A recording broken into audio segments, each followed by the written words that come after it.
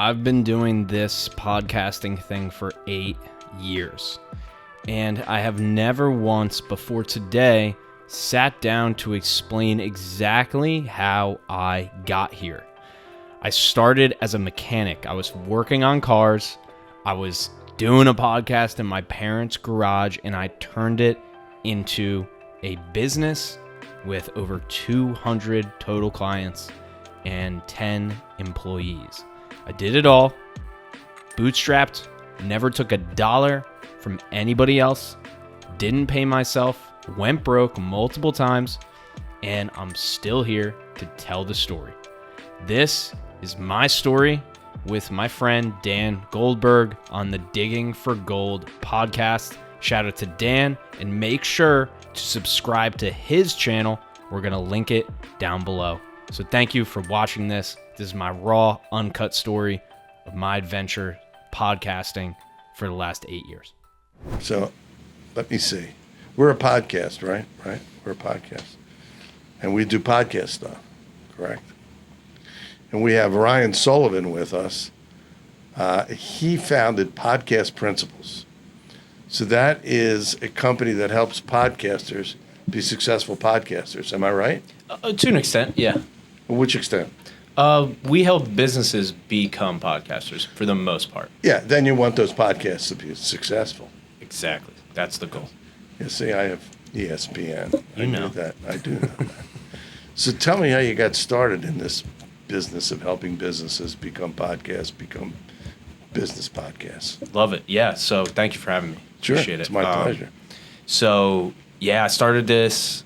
So 8 years ago, I started making my own podcasts. I was in high school not 8 years ago, but about 10 years ago, I was in high school and just going through the motions, just, kind of, I wouldn't say I was like a wayward kid or anything, but I wasn't following traditional paths, right? The internet was my thing. Like that's, got it. I was making YouTube videos when I was young, right? Like I went from music to YouTube, making YouTube videos with my friend, making gaming videos. This is like middle school. So fast forward to high school, I'm coming home from school. I'm watching these podcasts on YouTube. Mm-hmm. And this guy probably had about 50,000 subscribers at the time. His name was Joe Rogan. So my parents were like, oh, that guy's on Fear Factor. Like, why are you watching the Fear Factor guy? And I just thought it was interesting, So I'm watching. He has this guy on named Tim Ferriss. I'm like, okay, this guy's interesting. He's doing biohacking. He's got this guy on Sam Harris. He's like, you could be spiritual without being religious. I'm like, okay, I'm into that, So I really enjoyed this long form. I would just sit there and watch it. Right. It's a couple hours. We used to call that television when I was a kid. Yeah, but no commercials thing. except for the flashlight. I don't know if you remember that, but that was the sponsor at the time, which I never bought one. But so I'm just listening and watching this podcast, getting into a few other podcasts at the time, and I had always had that thought of always wanting to start one. So it took me 2 or 3 years, as it does. It takes you a few years to start a podcast after you have the idea, because eventually you realize, oh, I just have to start this. Like, nothing's going to happen in my life that's going to magically make me start this podcast. I just have to go and do it, right? Yeah. So I did it. So I did episodes by myself. I bought a webcam. I bought a USB mic, went to Best Buy, just, whatever money that I had at the time, and I started just talking to the camera. And I was reading a book called Sapiens at the time by Yuval Harari, which is a great... I've read that book. Yeah, I figured you look like a guy who would read that. And so... Should I take my beard off now or what? I was going to say. I loved you and Bad Santa. No, Bad Santa too, actually. So, I started the podcast. I'm probably about 5-6 episodes in by myself. It's not doing too bad. A couple hundred views, because I had the YouTube background a little bit before. And then I'm in community college at the time. Same thing, trying to figure out what am I really doing. All my friends go to real college. I'm in this community college. I'm like, this kind of sucks. But I met this kid in my class, and he always dressed really well. And, he always seemed like he was always talking about stocks and finance. So I asked him, I was like, hey, Dan, what do you do? It seems like Wait, it wasn't me? No, it wasn't you. It was a different guy. Different Dan. He was he was younger. He had the no grays, man. He was probably got a few now, but shout out to Dan Valente though. So his name's Dan Valente, and I'm like, why don't you come on my podcast? You seem interesting. He was like, yeah, I trade stocks. Like we can talk about that. I'm like, all right, perfect. So he comes on. He's the first guest, and he basically figured out how to get a paid college tuition by working at UPS or something like that, where like if you went through a certain program, they would pay for you to go to school. Yeah. So he's like, all I have to do is work there until they pay off my school, and then I'll quit. So like he figured that out, trading stocks, working places to kind of get to the next level or whatever. So he was my first guest, and then it really just then it went from there. Then it became, I've had 3 or 4 different podcasts, since then, but that was the first one that I made, which kind of got me into the whole thing. That's pretty cool. So then once it was going and you're starting to get people listening to you or watching it, was it on YouTube? Yeah, it was on YouTube and all Spotify? the audios. Okay. Yep. Yeah. So what was it that got you to the place where you wanted to help other people start a podcast? Yeah, that's a good question. Yeah, I know. That's why I'm sitting That's why here. you're the interviewer. Yeah. So it was kind of circumstantial. So I was a mechanic, right? That was my job at the time while I was doing all this. So I was, senior year of high school, stopped doing sports, start working on cars, quit. So you're working, you know how to work on cars? Yeah. Oh, good, because I got this sound on my car outside of... Yeah, let me know. I'll let you know. I'll take a look at it. So, so I'm like, I'm a mechanic, that's what I'm doing. And I'm like, I get to like, I had done all the different blue collar jobs, Right. And my dad was a pipe insulator and a carpenter. So, I had just always done blue collar stuff. And I'm like, maybe I could do something different. Maybe this summer I'll try to not work, I'll try to work for myself. Right. Because I was doing the podcasting stuff, and I had a guy on my podcast who was like, go on this website called Upwork.com. Mm-hmm. You can apply for freelance jobs. He's like, I'm making like 6 figures. I'm like, wow, that seems amazing. Wait, he's making 6 figures on Upwork? Yeah, doing social media management for people. Wow. So he's like, here's the scripts. Here's what you got to do. So he set me up. Tory Grant set me up. I did it. I'm like telling my parents, I'm like, I'm not working this summer. Like, I'm going to try. They're like, okay. So apply. 3 months goes by. I finally was like, the social media management thing I don't think is working for me. Let me try to do a voiceover. I have him like, let me try to do voiceover. I apply for the voiceover. It's a voiceover of a covered bridge drone video of a covered bridge. So I got it, $80. I'm like, wow, it took me like 10 minutes, made $80. I'm like, all right, I got some. So then I apply for more voiceovers, don't get any. I'm 3 months in, $80 total revenue. Summer's running out. Summer's running out. Bank account's running out. I'm about to go, I'm about to go to college. I'm going to have to pay rent. I'm going to have to pay tuition. So I'm like, all right, this is getting, something's going to have to happen here. Right. And so then I thought, why don't I try to edit podcasts? I already know how to edit them. Not well, but I can do it. So I applied for multiple jobs, ran out of credits, like get to the end of that again, where I'm like, all right, it's probably really not going to work. And I found a company who put the company name on the job post, which you're not supposed to do, because if you do that, then everybody's going to bombard you, right?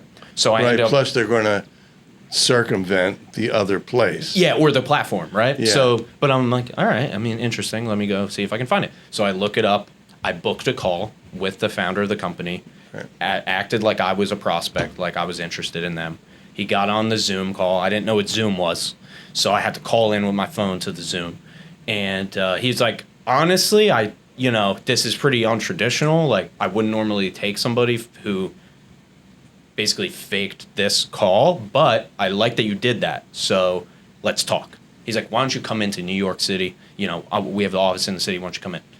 That's what he called it. That's our northern suburb, New York City. It's basically a large suburb, essentially. Of Philly. Nothing special, by the way. I know that. So I'm in the interim suburb between New York and Philadelphia. Right, you're in Central Jersey. No, I'm in South Jersey. You don't say Central Conspiracy. Jersey. I try not to say because it would piss people off. It exists. It's like 2 people in Freehold. Yeah, it's 2 people in Freehold. And Metuchen. Yeah. There's And Jackson Metuchen. too. Jackson's on the border too. And that's a Jackson's big on the town. border, yeah. Where was I with it? So, Wait, I yeah. got to say something. Go for To it. all the people who are watching or listening, you have to understand what we're joking about. Most of North Jersey is considered New York, part of New York suburbs, okay? New York metro area. Yeah, New York overflow. Yeah, New York overflow.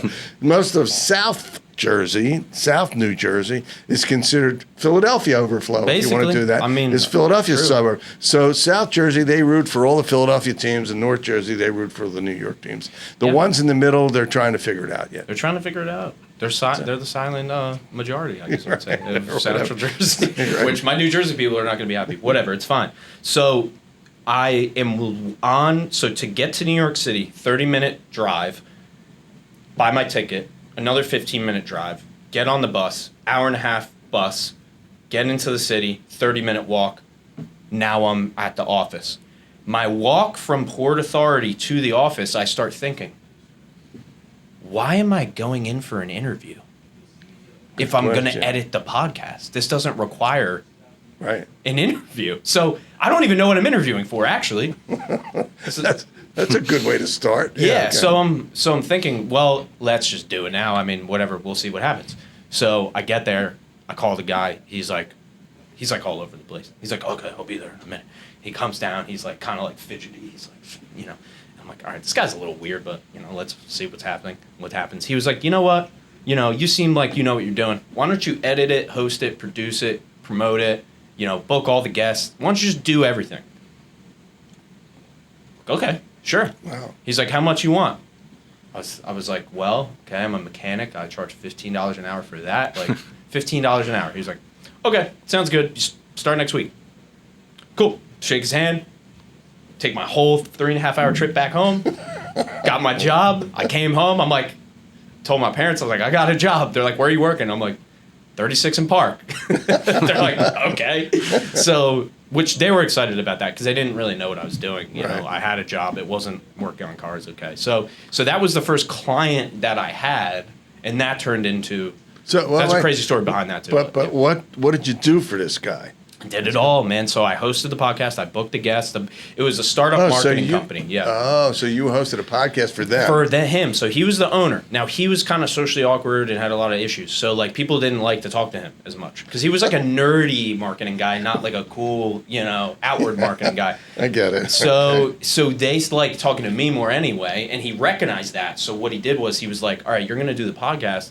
Also, you should just do the sales calls too, the intro, the discovery calls. I'm like, all right. Wait. Yeah. So I started doing that too. This is basically his company, but it's really you're doing your own company. I'm becoming the face of this company. Yeah. Right. Like I'm becoming like the face of the marketing, the sales. Right. For $15 an hour. For $15 an hour. So I remember, I still have the Google Sheets. I would just log down 3 hours, 2 hours, and at the end of the week it was like some weeks were $500, some weeks were $200.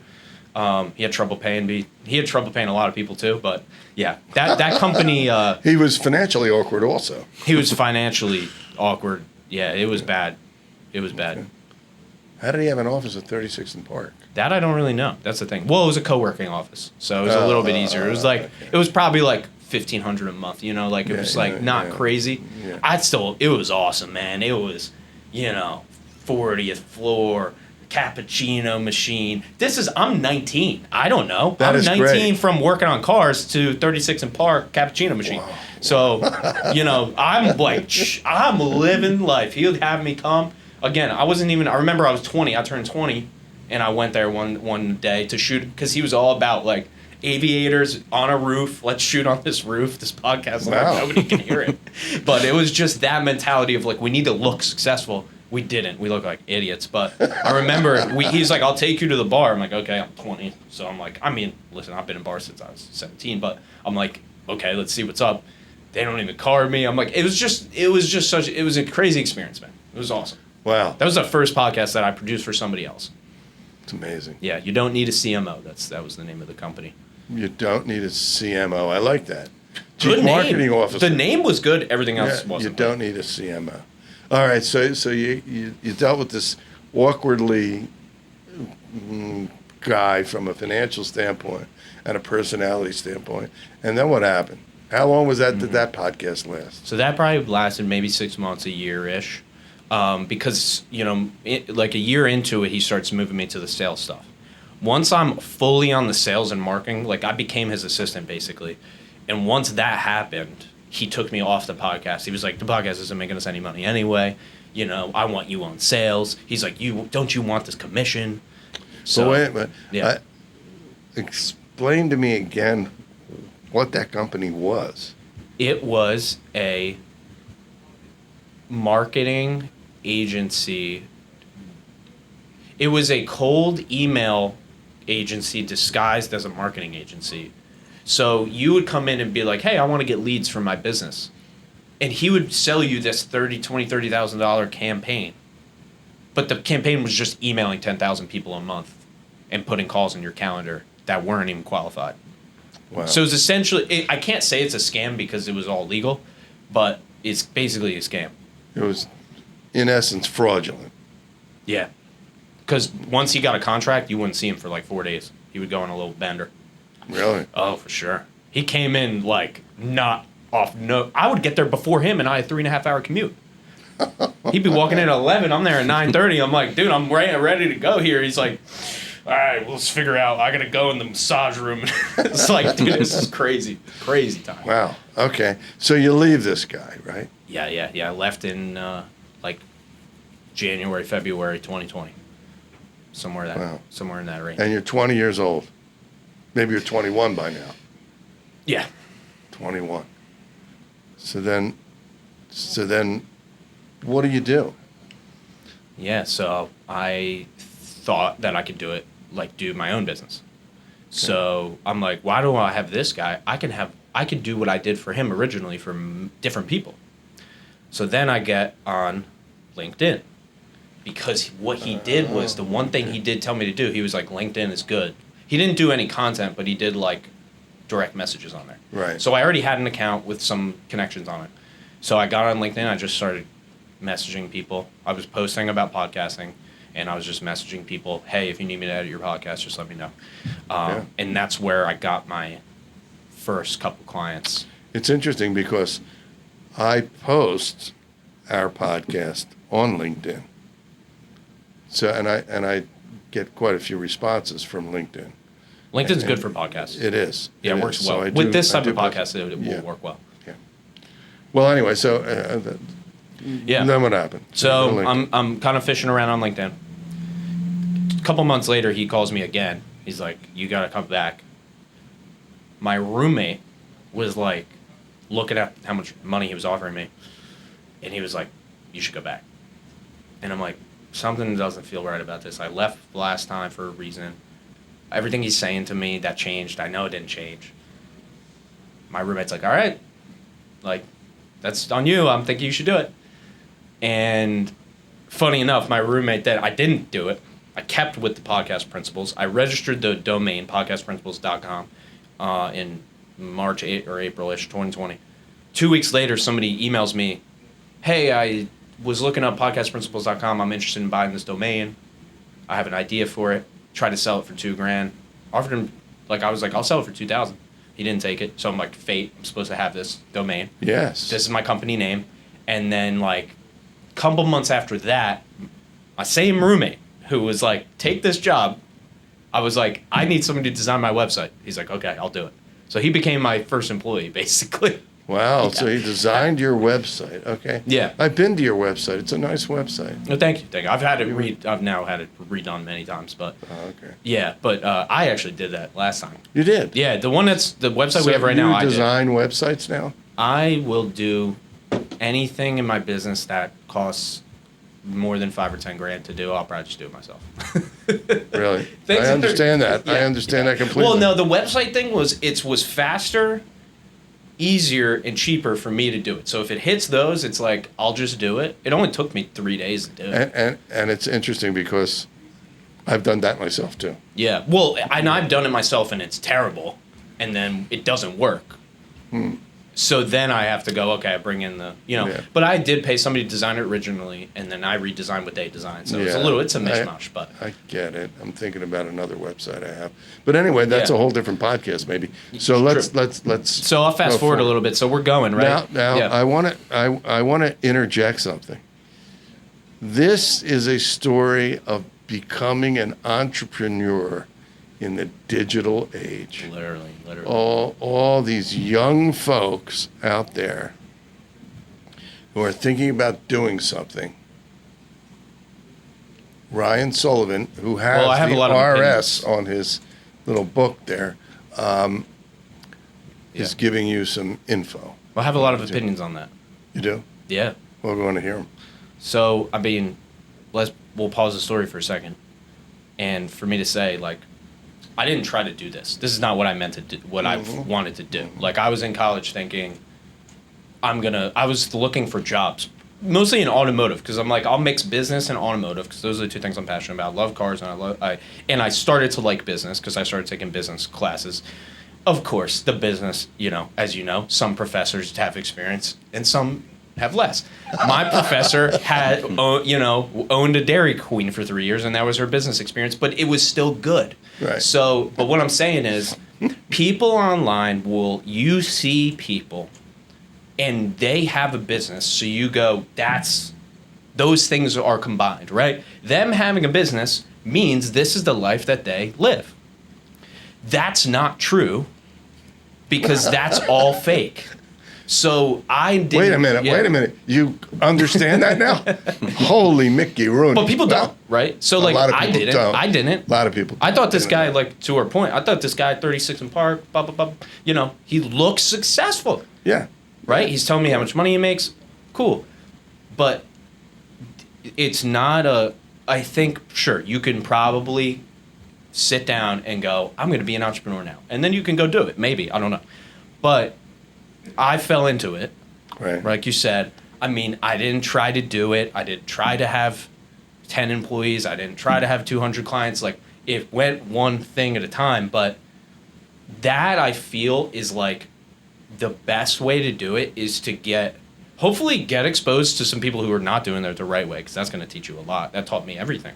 Yeah. But you get exposed to businesses, how they work in the day-to-day, because like I said, people can post whatever they want to post, but it's what is the actual, that day-to-day is why I do it now. It's not because I'm like, I don't like walking in robes. I'm like, I'm an entrepreneur, get out of the way. Like, I'm cool, right? Like, no, it's because because for me, my values and what I'm meant to do, this is the format I'm meant to do it in. But, I get it. But I think it's a lot of like, people want to start a business because they think it's cool. And it's not that cool. Well, they better have some money to lose.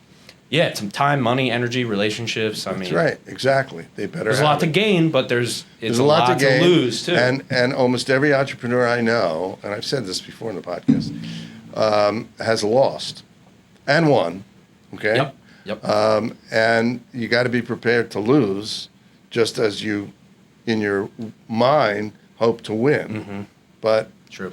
Most entrepreneurs have lost. Yes. And have won. Yep. And we've had entrepreneurs on this show that have gone broke. Yep. And then rebounded and made a lot of money. Yep. And that's the life of an entrepreneur. Really. It is the life of most entrepreneurs. And it's actually the first business that I started is the business I still do. So right. I didn't fail businesses. That's another thing. Mm-hmm. There's a lot of people that I started with who I even worked for, who have switched every other year.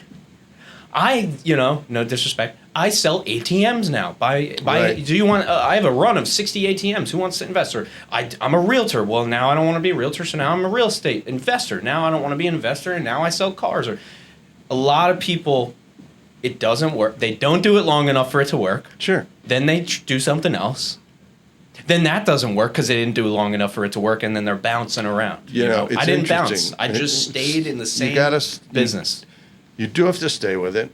I was in the optical business for years until, I told someone, I'm going to, well, this was at the beginning, but I told someone I have an idea, and do you want to do it? And he said no, and I did it myself and built this national business. But, Wow. Yeah. But, you know, as a professor, I tell my students, be prepared to fail, because you are going to lose and you're going to learn from it, but also be prepared to succeed. You know, That's harder. That is harder For a lot of people. It's much harder. I mean, even for me.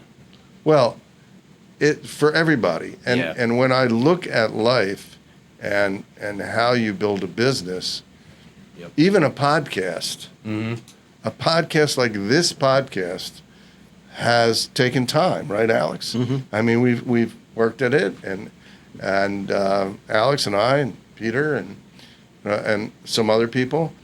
And this came out of, I didn't even think, and I've said this before, to your point, I never thought of doing a podcast until my students years ago, my Penn State students years ago said to me, you should have a podcast. And I said, I don't know how to do it. One of my students said, I'll help you with it. And he was a co-host of mine.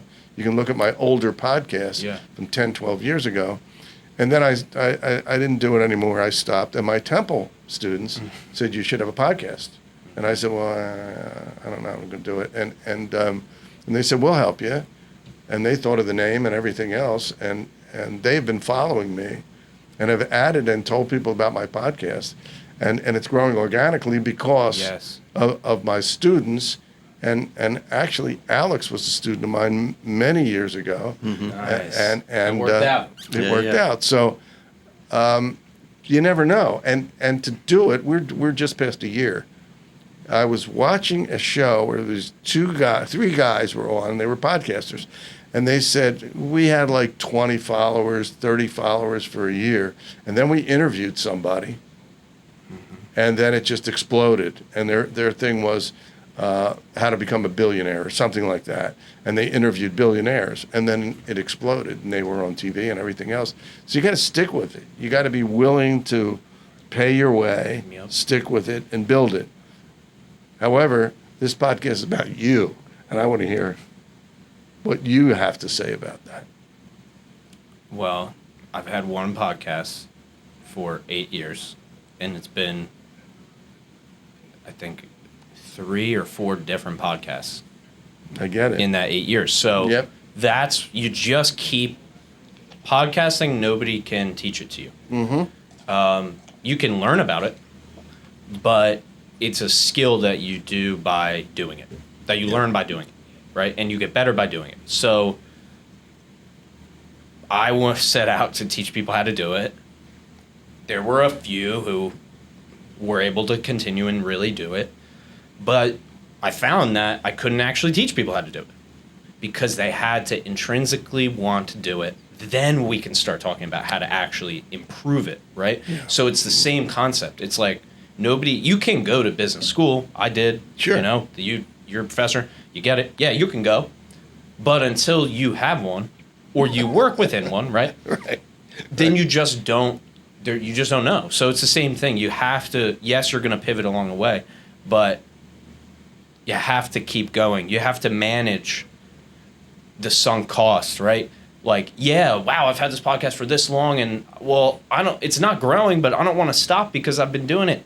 Okay, well, you have sunk cost in that one idea. You could keep that podcast and just pivot it to a different style or format. Sure. Right? And then you have a brand new podcast. It's the same skill, right? But that's the other part about podcasting that's really important, and really content. People look at the same thing they do with people, cars and houses and things like that. They look at people who make content and they go, oh, I could do that. But what you don't see is you have to have excitement towards creating content, right? And if it's not exciting, this podcast is exciting for you, so that's what makes you want to keep doing it. I mean, there's people who have paid me and other people thousands and thousands of dollars and have never actually done their podcast because they don't have that excitement. Yeah, well, I think you have to be entertaining. That's one of the things. Well, that helps. Yeah. It does help. I don't think you have to be, though. No, well, It Depends on your definition of that. My definition is that when people watch it, they don't want to be watching, and I could be completely wrong, drywall or paint dry, right?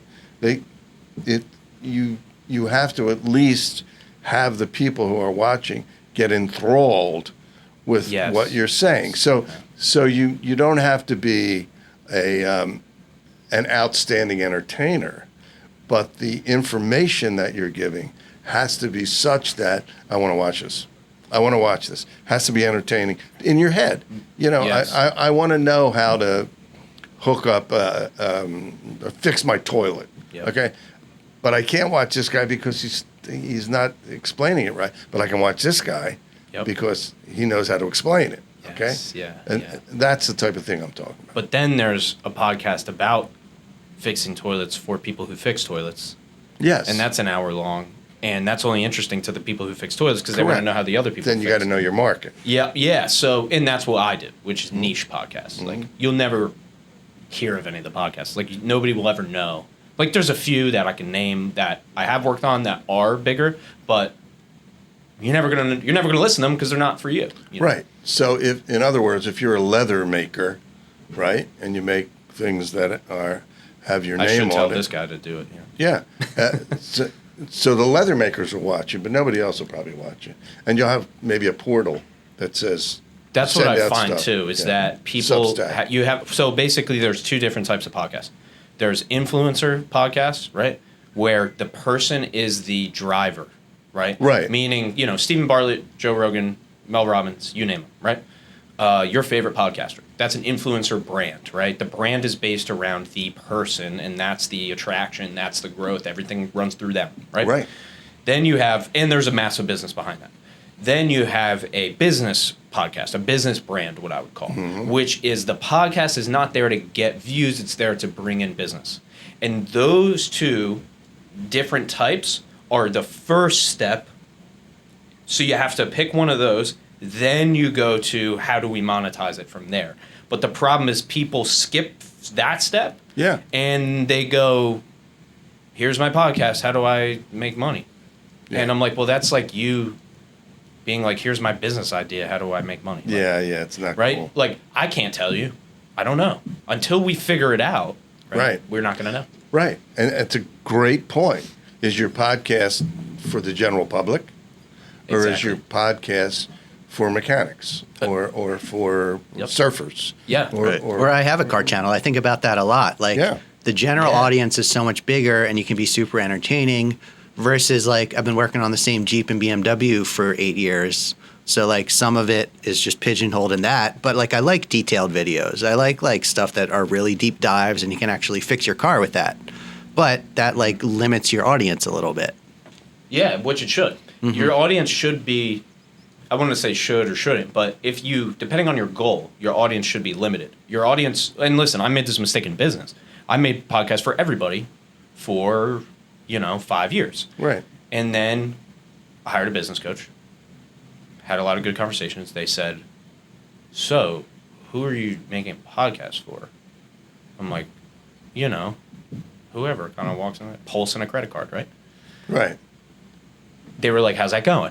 I'm like, well, that's why I'm here. They're like, okay, well, maybe that's not. They're like, hey, remember the same thing you say to people about niche your podcast? They're like, maybe you should do that with your business. Yeah. So I made the mistake too. It was, we all do. Yeah, that's how we learn. We do that. But it's good. If you could do it in the thing is, it's funny because I have a guy who, don't have an NDA with him. Anyway, his name's Brian. I won't say his full name. Same name as you.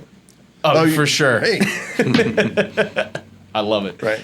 It happens all the time. But Brian has a cybersecurity. You're Ryan. He's Brian. Brian, dude. Brian has a cybersecurity podcast.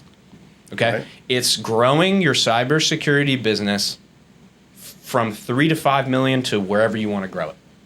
Okay. Okay.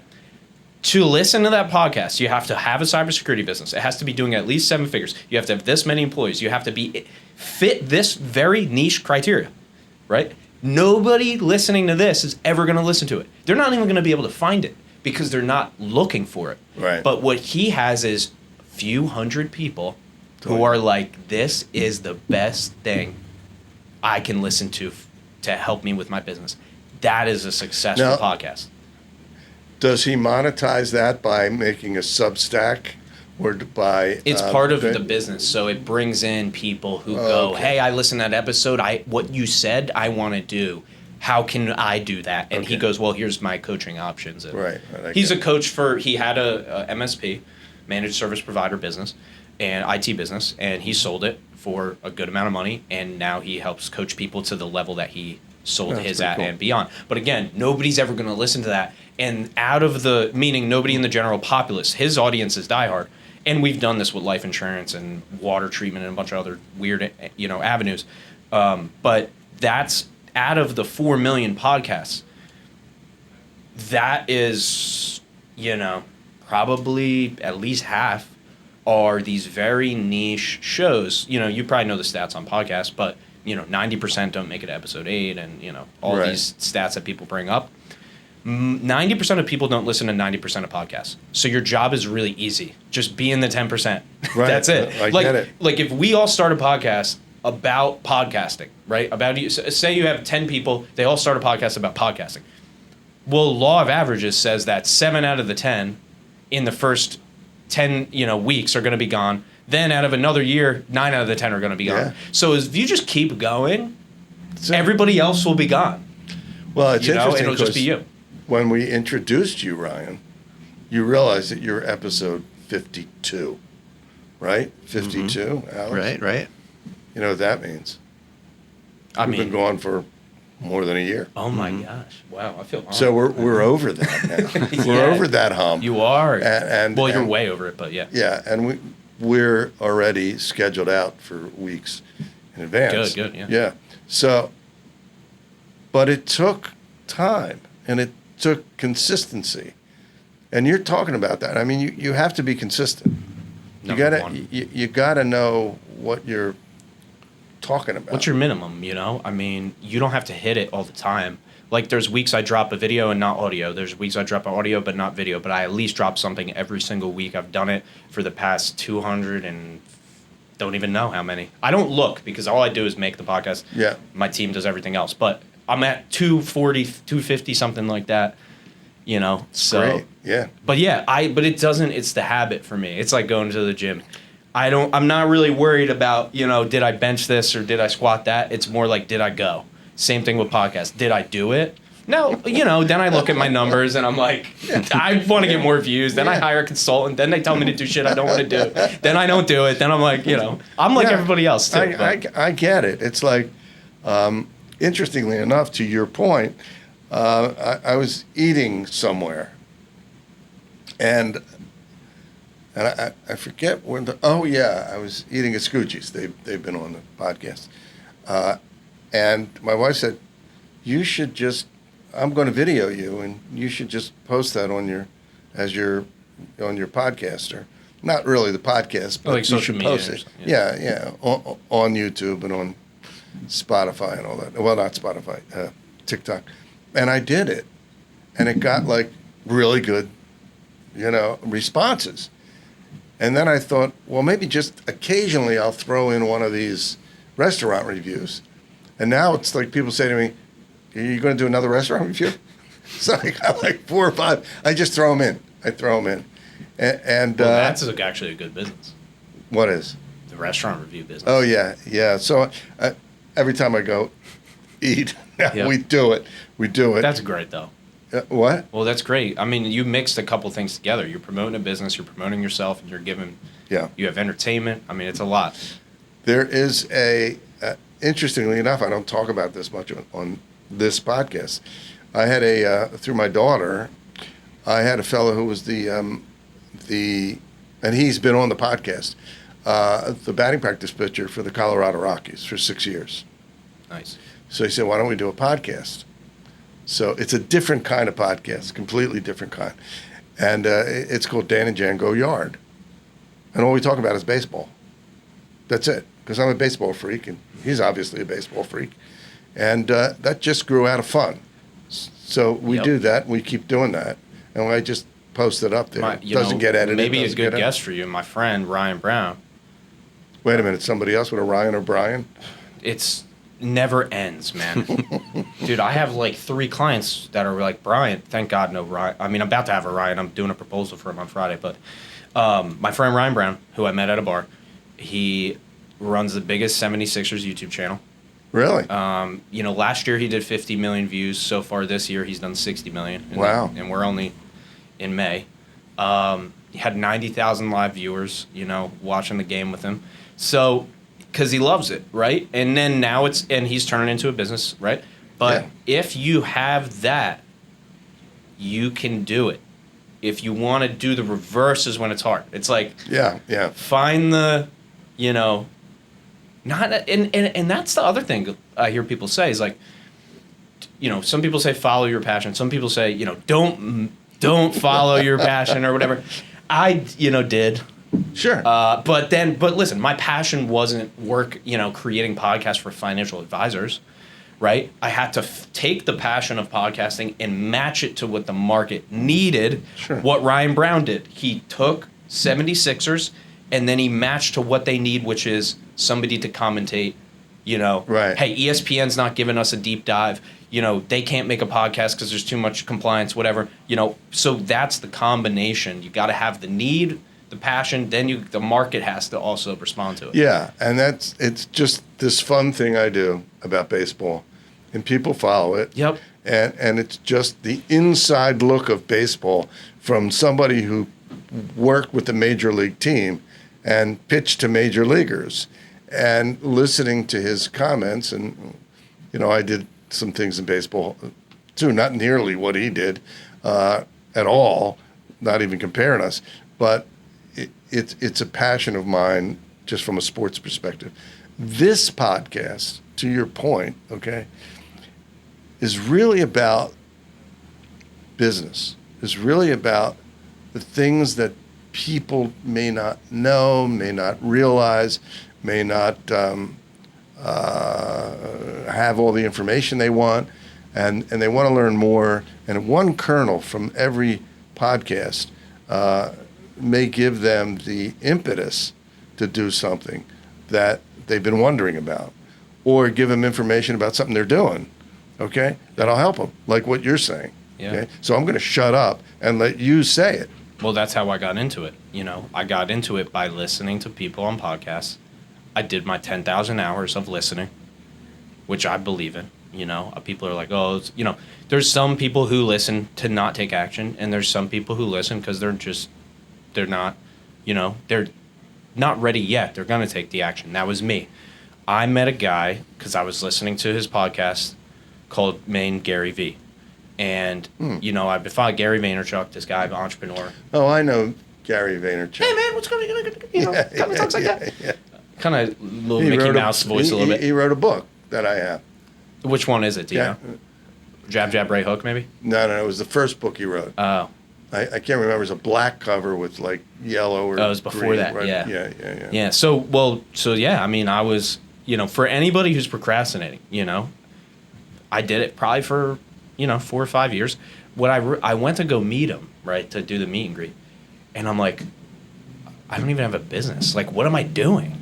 Like, imagine, like, meeting, you get to ask, like, Tony Robbins a question, and you're not even in a relationship. You know what I'm saying? Right. Like, it was that. It's like, I have the number one resource here in the world, and I'm like, I have nothing I'm working on that's worth asking about, right? So it's so that all was good me. Because at one point, he didn't either. Yes, exactly. So, but that's my point is, I flooded my brain with stuff, just Tim Ferriss, every single episode is a different entrepreneur, a different type of business. This guy sells trading cards still. This guy's a professional gambler. This guy, runs 7 seafood restaurants. This guy, right? Yeah. Like, and I didn't know if I was going to use them, and I did, later. It's funny because I've had a guy who sells trading cards, okay? I've had a guy who has 5 locations of where you can buy food. I've had a guy who's a professional gambler. I've had all this. Wow, that was just off the dome, dude. That's like wild. Yeah. Yeah. So that's, I was getting closer by listening to people who are doing this thing. And over time, I basically just woke up and I was like, wow, I got to start this business, you know? Yeah. So I have something to talk about. And you do, and you talk about it well. Oh, I appreciate it. I try. Yeah. So you'd stay in touch with Vaynerchuk? I mean, I don't have him personally. Like, his dad, I more knew a little bit better than him through some people that were his dad's landscaper, so who was also my friend. So, yeah, I mean, I would like to, but I haven't really talked to him. Gary Vaynerchuk. You know, Rob Dyrdek's another one who gave me a lot of really good advice. I'm not reaching out to him until I have a thing that I think he'll say yes to. Right. So I'm banking a few of those. I'm keeping those in the bank. And folks, you should do that.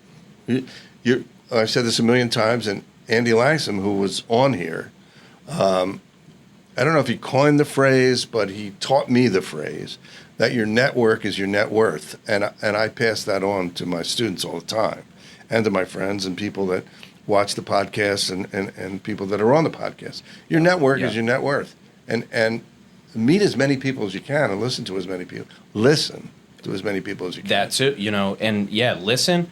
And it's not who you know, it's who knows you, right? And, you know, that's what I did. That's why LinkedIn was a blessing. I wasn't doing that on Instagram. Like, they're not as much networking based platforms. Like, I use LinkedIn for what it's supposed to be used for, which is networking. That's how I was able to sell. I never had to sell because all I was doing all day is just being like, hey, have you ever thought about starting a podcast? And you do that with 10 people a day. And then after a few years, you have a business. And I never sold. I wasn't even really marketing. I was just saying, I made a podcast today for this client. Here's what we did. First, we started with the intro. Then we did this. Then we got that. I got 9 likes. And, you know, tomorrow maybe I'll get 10 likes, you know? And so, but it was I have 10,000 people on my network on LinkedIn. If I go to any city, I go to LinkedIn network. It's that city. And I see who's there. And I message 10, 20 people. And I go and get lunch and dinner with them. And, it's great. You know, and they introduce me to people. So, like, it is the best advice, the best thing that you can. I want to do this, right? I know for some people it's harder. Just it is, and people are like, okay, networking, what is that, you know, going to lead to? That's the point. It will not lead to anything if you don't do it. Right. If you do it, then who knows? We've gotten a number of guests from LinkedIn on this podcast. So many, man. Yeah. And there's a lot of good people on there, and then there's the rest of the world too. It's both. Right. Exactly. That's what I had to realize, because I started my business in March 2020. What happened? Right? So for 2 years, I was forced to have an online business, which was great. I figured out I learned online business, right? Like, I'd like to say this is true. I'd hope so. I can take a week off right now, and everything will be, they don't need to contact me. My business will run itself. You know, that took a long time, but I figured that out, right? But what I'm doing now is I kind of woke up and had another epiphany of, well, I also have the rest of the world. Like, LinkedIn I've done for 5 years. Every single day, I would comment on people's posts, comment on people's posts more, DM, and that was every single day for 5 years. 5 days a week. Sometimes 7, sometimes 4, but basically every day. Now I'm like, I'll do that in the world. I'll just do the same exact thing. I'll walk into offices, try to get a meeting. Same thing I would. Hey, are you here to see somebody? Yeah. Who are you here to see? Oh, Mike. Is Mike here? Do you have an appointment? No. Just have something to drop off to him. Oh, okay. I don't know. We'll see, you know? That's why I like going to events. My favorite strategy is if I know there's other podcast producers there, I don't go. I try to go to stuff, you know, construction events, real estate, plumbers, roofers. It doesn't matter. I mean, as long as it's an event where there's not going to be more me's there, that's why I stopped going to podcast conferences too. Because I don't want to be around everybody who's agreeing with me. So I want to be around people who go, I would never do a podcast. And I'm like, why is that? And I want them to, right? Sure. So that's another massive one of like, don't go where the fishermen are, go where the fish are. It's a great line. Just yesterday, I gave my car to a roofer guy out at Home Depot, you know? Yeah, there you go. Yeah. Uh-huh. Right? I mean, that's listen, if somebody's listening to this wants to take it, Blue Collar Podcast, register the domain. Oh, yeah. Run it. I don't have the time. I'll do it eventually, but I mean, I'm already doing it. I have Blue Collar Podcast, but that You as do a have business. that? I mean, I have like that. I have clients who are blue collar who do a podcast, but I don't. It's not my concept. How about Black T-shirt podcasts? Love it. Black Shirt Podcast. There you go. That's me. All I'm doing right now is getting my hour in with my wrist. Oh, good. Yeah. You're training. I'm training. Yeah. And by the way, that's interesting because we've had the last two or the three of the last podcasts were combat fighters. Nice. Right? Yeah. That's a crazy. Yeah, you got to watch that. You got to watch the one with Maya Nazareth. I mean, she was terrific. She was last week, right? Yeah. Alex, last week. And then Kevin Leica, he works with combat fighters as well. And the interesting thing is that it was just a coincidence. They didn't know each other or anything like that. They do now because I invited them to meet each other. That's the other thing. Yeah. You become the great connector. Correct. Which is really the currency. And that's very important to me, to make sure that people get to meet each Doesn't other. it feel good too? Like It does. And it feels does good. feel good. Because you know. That's the thing. My favorite is when I know these two people are gonna vibe and they don't know yet, and the excitement. Exactly. And sometimes it doesn't work, but No, but often even if it doesn't work with them, yeah. they may know somebody that it works with. Yes. You know, it's like, well, I know this person. I mean, we're not doing anything together, but you may want to talk to her or him or whatever the case. I mean, is. the amount of clients that I've got from that, too, and just being around, or somebody just saying like, meet this person, who knows? Exactly. I mean, I did, connection calls for 5 years, basically. And you also never know how long it takes. How long it takes to meet somebody. How long it takes to interact with somebody. It's just, you just got to stay out there. Yeah. you Keep reminding people. I mean, and don't be a rectum. Yeah. Well, I have another business too where I don't have a website. I don't have. Did you say a rectum? Yeah, a rectum, meaning don't be a jerk. Oh, okay. Don't be okay, a I jerk. get that. Be nice to people. Be kind to people. Oh, for sure. You know? Yeah. Don't think you're better than anybody else because you've had a big business, a little business, you're successful, you drive a fancy schmancy, you dress. No, don't think you're better than anybody else. Also, if you drive a fancy car, okay, I automatically, that's what I've realized. Not the cool cars, but the quirky cars. Those are where the interesting people are. Exactly. Right? The Lambo guy, of course he has no personality. That's his personality. So I want to find the guy who's driving a 1968 Volkswagen Beetle, but has swapped in a K24 Honda motor. Oh, okay, now we're talking. This is weird as shit. You know, you're going to be interesting. It's interesting. There's a book called The Culture Code. I may have mentioned this before in the podcast. I'll write that down. The Culture Code, written by Clotaire Rappel. He's a French-American fellow, and I saw him on TV and years ago, and I said, I have to get this book, and I use it sometimes in my classes. I'll quote from it. And he talks about code words, and this is exactly to your point. K24, code word. I know what he's talking about. There you go. and I was reading about automobiles because you guys are automobile guys. Mm-hmm. Got it, man. Got the bug. What's the code word for automobile in Germany? What do you think it is? This is so esoteric. Is it a German word? It's from an English word. There's a German word for it, but I'll tell you real fast. It's engineering, okay? Because German cars are engineered, right? Okay?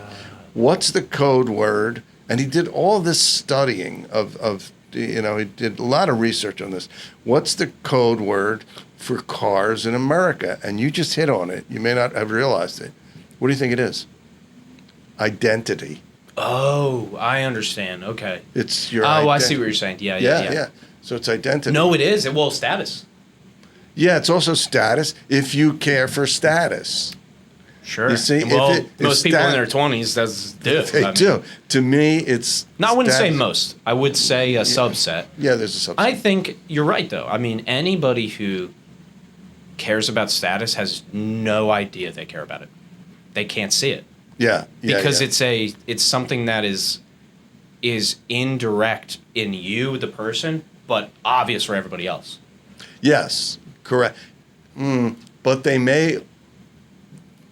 They really don't value it, but they're using it to cover up other stuff that they don't even might know is not even know is there. But you're so right, though. It is identity. I mean, I do. Like, I have always identified with my cars, with what I drive or what I ride or whatever. And I'm just the opposite. I like stuff, but they're cars. Like, that's what I explain to real estate people all the time. I go, I do own real estate. It has 4 wheels, an engine. That's my real estate. I know if it goes up. I know if it goes down. I know what the cost of it. I know a good price. I know a bad price. I know how long it's going to take to flip it. Like, you know, everybody's got their version of it. Some people are shoes. Some people are, you know, whatever, watches. I don't know, you know. Yeah, and I agree with you. You know, we live in a sort of an idiosyncratic world.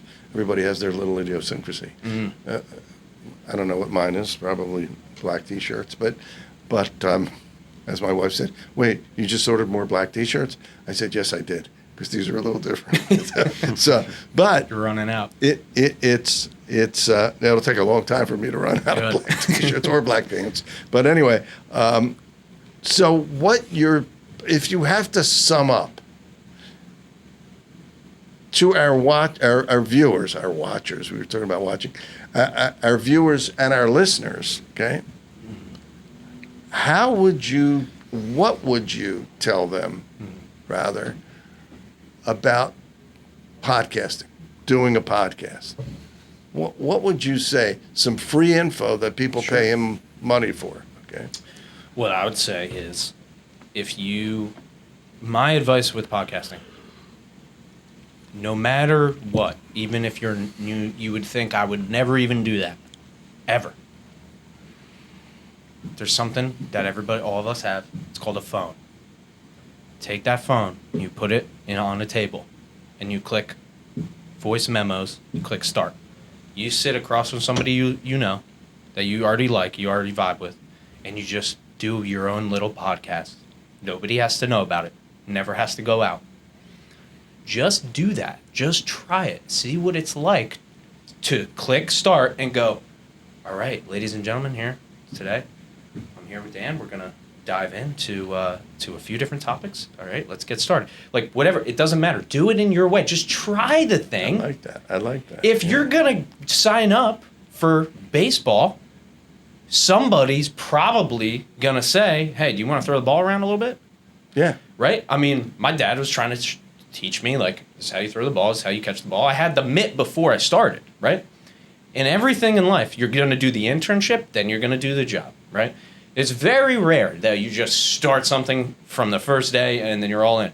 Just try it out. Podcasting is just a thing that people do. It's not your business. It's not your work. It's just a thing that you like doing, like crocheting or golf or whatever. And unlike golf, podcasting, you could just sit. You don't have to, drink 18 Miller Lights or whatever, and which I enjoy doing when I play golf. But that's my advice. Like, just try podcasting. It's so easy to try. And if you want to get fancy, right, if you do want to release it, take the one person's phone and lean it next to a lamp, and then put the other phone on the table, and now you got the audio and the video. Again, I don't care how it sounds. I don't care how it looks. What you're doing is you're trying it, and you're seeing, do I like this, or is this weird and I hate it? And then that will determine, do I want to take the next step? Yeah, or is this weird and I really love it? That too. That's what happened to me. Yeah, me too. Yeah. I love it. Yep. Could be weird, but I love it. That's great. That is great advice, you know? Well, nobody ever says that. I mean, people that I do what I do, they want you to do it in a certain way, think a certain way, use these systems. Yes, I have it. I have launched a lot of podcasts. I have systems. I have all the things. There's no point in doing it if you didn't try it yet. No, I absolutely agree with you on that. And if you try it and you like it, then do it, and somebody will want to listen. Yeah, I mean, so that's why I have a YouTube channel. Type in Ryan R. Sullivan with the R in the between. There's a lot of people trying to use my name. Ryan R. Sullivan. No dots, right? No dots, just Ryan R. Sullivan. That's both Ryan Sullivan Show. You can look that up. That's the podcast audio. But what I'm kind of advertising here is the YouTube, because on YouTube I have so many videos about this. Best equipment to buy, how to start your podcast, how to use ChatGPT to build your entire podcast, like how to be a guest on podcast.